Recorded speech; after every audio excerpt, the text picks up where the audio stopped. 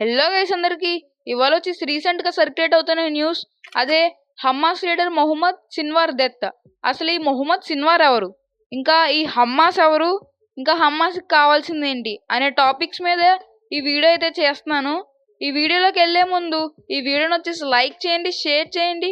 నా ఛానల్ ఎవరైనా కొత్తగా చూస్తున్నట్లయితే సబ్స్క్రైబ్ చేసుకుని పక్కన ఉన్న బెల్ ఐకాన్ ఆన్లో పెట్టుకోండి. సో చలో టాపిక్లోకి అయితే వెళ్ళిపోదాం.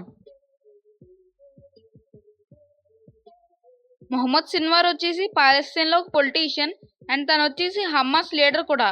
దీనికి హమాస్ లీడర్షిప్ ఎలాగొచ్చిందంటే తన బ్రదర్ యాహ్యా సిన్వార్ 17 అక్టోబర్ 2024లో ఇజ్రాయిల్ చేసిన ఆపరేషన్ గాజాలో అయితే చనిపోయాడు.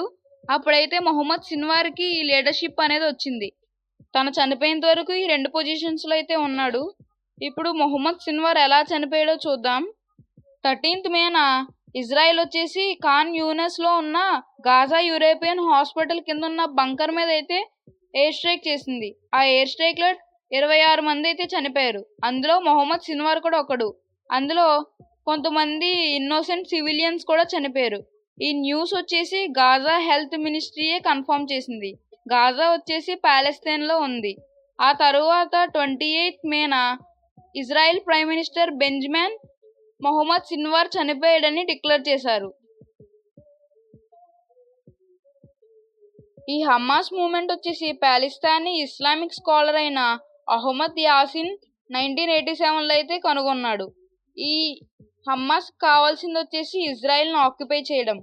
సో ఆక్యుపై చేయడానికని ఈ అహ్మద్ యాసిన్ ఈ హమాస్ మూవ్మెంట్ అయితే మొదలుపెట్టాడు. తర్వాత 2006లో పాలస్తీన్లో లెజిస్లేటివ్ కౌన్సిల్ ఎలక్షన్స్ అయితే అవ్వాయి.